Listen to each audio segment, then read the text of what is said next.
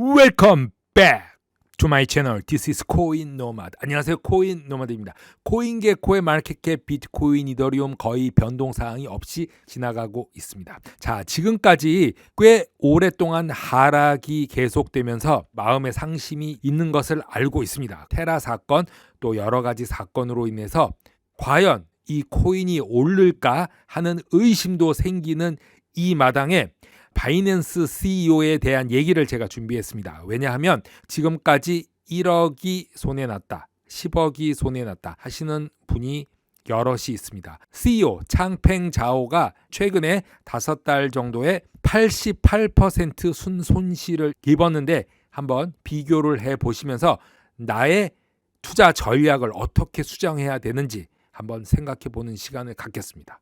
최근 XRP, 바이낸스, 비체인 등등 알트코인, 비트코인 하락, 루나 사건 때문에 힘들어 계신다는 걸 알고 있습니다.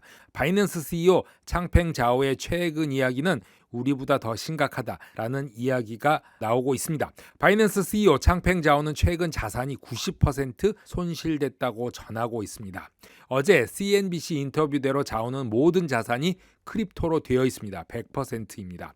2021년 억만장자 대열에 들어갔을 때의 가치는 800억 달러였고 올 1월 중순까지 순자산 970억 달러로 늘어났지만 2022년 5월 중순에는 순자산 가치가 110억 달러로 최고치에서 90%가 하락을 했습니다. 코인이 그를 부자로 만들었지만 눈 깜짝할 사이에 축소된 이유는 극도로 불안정한 시장 조건을 가진 암호화폐 크립토커런시라는 이유 때문이다. 이렇게 미디어는 말하고 있는데요. 창팽 자오는 올해 5월에 역사상 가장 많은 돈을 잃은 사람으로 기록될 것 같습니다.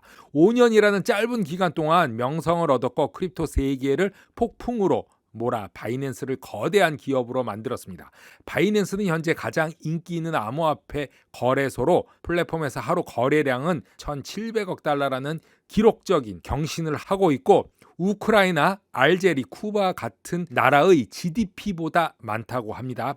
창팽 자오는 중국 장쑤성에서 태어났고 너무나 가난하고 생계를 유지하기 위해 일하고 가족을 도왔다고 합니다. 대학을 졸업한 직후 도쿄 증권거래소 TSE에서 컴퓨터 과학 분야로 취직을 했고 도쿄 거래소에서 성공적으로 경력을 쌓으면서 모은 월급으로 100만 달러의 상하이 아파트를 비트코인을 받고 팔았다고 합니다. 2017년에 바이낸스를 창업을 했는데 플랫폼이 인기가 폭발했는데 그리 오랜 시간이 걸리지 않았다고 합니다. 하루에 100억 달러 상당의 거래를 처리할 만큼 빠르게 증가하고 성장했다고 하는데 기민한 비즈니스 감각과 혁신적인 사고, 고객 우선주의는 바이낸스를 크립토커런시의 거물 1위를 만든 게 한 것으로 보고 있습니다. 회사 가치는 150억 달러로 추정되면서 회사의 지분 90%를 소유하고 있는 창팽 자오는 올해 초부터 지난달까지 비트코인, 알트코인 큰 하락으로 짧은 시간에 전 재산의 88%가 사라졌다고 합니다. 이유는 100% 암호화폐로 보유하고 있기 때문입니다. 제일 중요한 계란을 한 바구니에 담지 마라. 이 포트폴리오 다각화를 하지 않았기 때문입니다. 교과서에 보면 제일 첫 번째 나오는 101이라고 하죠. 이것을 지키지 않은 것입니다. 또한 바이낸스 창팽 자오가 포트폴리오에 가지고 있던 비트코인은 이번에 비트코인이 하락하면서 그의 모든 자산 가치가 지속적으로 하락했습니다. 창팽 자오는 다이아몬드 핸드로 알려질 만큼 한번 사면 안 파는 것으로 알려져 있고 여전히 같은 양의 비트코인과 크립토를 보유하고 있다는 점에서 미디어는 주목해야 된다고 말하고 있습니다.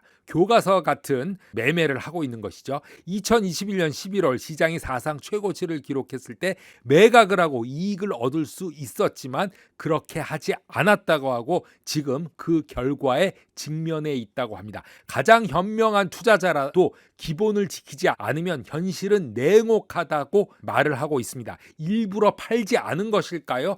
자신의 말을 지키기 위해서 팔지 않은 것일까요? 이것은 본인뿐이 알 수 없습니다. 창팽 자오의 이야기는 모든 투자자들을 위한 경고이자 책임이고 코인으로 큰 돈을 벌어도 돈을 번 것이 아니다 라는 이야기를 보여주는 한 예라고 말하고 있는데 우리의 투자 방법은 어떨지 이것이 과연 잘한 것인지 잘못한 것인지 한번 개인적으로도 한번 생각해 봐야 되겠습니다. JP 모건의 제이미 다이먼은 우크라이나 전쟁, 치솟는 인플레이션과 금리 인상이 맞물려 세계가 경제적 허리케인에 직면해 있다고 경고했습니다. 유가가 앞으로 몇 년 안에 배럴당 175불까지 상승할 위험에 처했으며 미국 경제가 침체될 가능성이 있다고 예측을 했습니다. 전례 없는 위험이 예측할 수 없는 결과와 결합하고 있다면서 폭풍에 대한 이전 예측에서 한층 업그레이드된 먹구름 같은 폭풍에서 허리케인으로 수정됐습니다. 얼라이언스 번스타인이 주최한 컨퍼런스에서 다이먼은 지금은 날씨가 화창하고 모든 것이 잘 되는 것처럼 보이지만 모든 사람들이 연준이 이것을 처리할 수 있다고 생각하고 있습니다. 하지만 저는 허리케인이 바로 저 멀리서 우리에게 다가오고 있고 작은 폭풍인지 모래 폭풍인지 알 수가 없기 때문에 단단히 각오를 해야 된다고 말하고 있습니다. 전쟁에서 예측할 수 없는 규모와 더 넓은 경제에 미치는 영향이 우리를 공격하고 있음을 의미하고 월스트리트에서 가장 오래된 근무한 은행장으로서 금융위기 동안 유일한 직책을 맡은 JP 모건은 스스로 견제하고 있으며 대차 대조표에 대해 매우 보수적으로 일하고 있다면서 러시아의 우크라이나 침공으로 에너지 식량 비용이 증가하면서 서민들은 심각한 생활비 압박에 직면해 있다고 말하고 있습니다.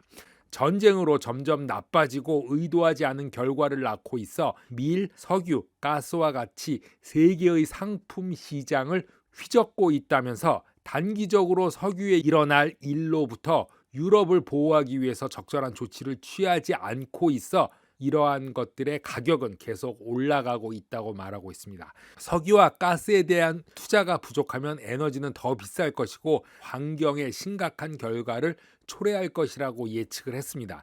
자국민을 먹여 살리기 위해서 석유와 가스가 필요한 가난한 나라들은 석유와 가스 대신에 석탄을 태울 것이기 때문에 CO2가 증가할 것이고 이건 다시 환경 문제가 거론될 거라고 말하면서 인플레이션이 점점 커지면서 미국 성장을 주도하는 경기 부양에 대한 미국 가계의 막대한 지출은 경제 침체의 위험을 받을 수 있다고 말합니다. 다이먼은 내년 2023년이 언젠가 심각한 경제 침체가 시작되면 임금 인플레이션이 일어나고 최근 저금리와 양적 완화 유형의 유동성 때문에 생긴 중앙은행들은 연준의 금리 인상과 양적 긴축으로 인해 불확실한 경제 효과가 전례 없는 상황으로 일어날 수밖에 없다고 말하고 있습니다.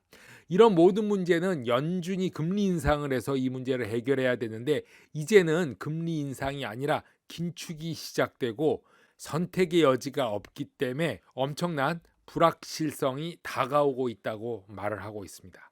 자넷 옐런 미 재무부 장관이 지난해 높은 인플레이션이 빨리 지나갈 것이라고 말했는데 이 예측은 나의 잘못된 판단이었다고 인정을 했습니다.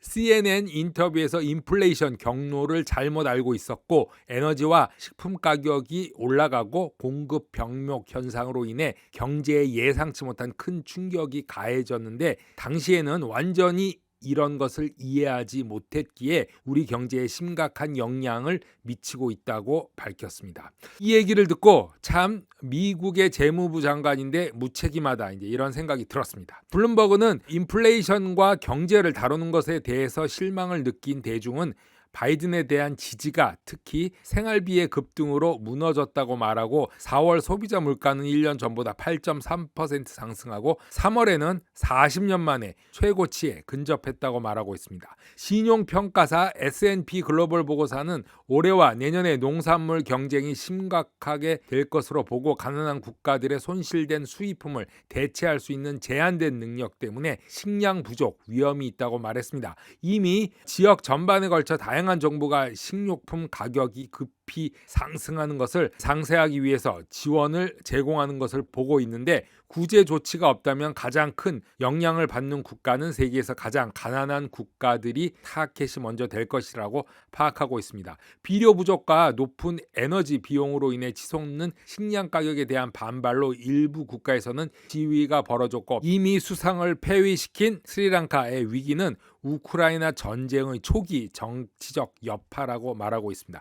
현재 현재 상황은 흑해 지역의 가뭄 이후 러시아가 밀 수출을 금지하고 우크라이나의 수출이 심각하게 타격을 받는 등 2010년도 상황과 유사하게 진행되고 있어서 2011년부터 시작된 공급 가격 차질 뒤에 이른 아랍의 봄 시위는 중동과 북아프리카 지역을 정치적 혼란에 빠뜨렸기에 지금이 10년, 12년 후인 2022년 상황이 앞으로도 아랍의 봄 시위처럼 여러 국가에서 시위가 일어날 것으로 경제적 위기가 정치적으로도 큰 변화를 만들 것이라고 보고 있습니다.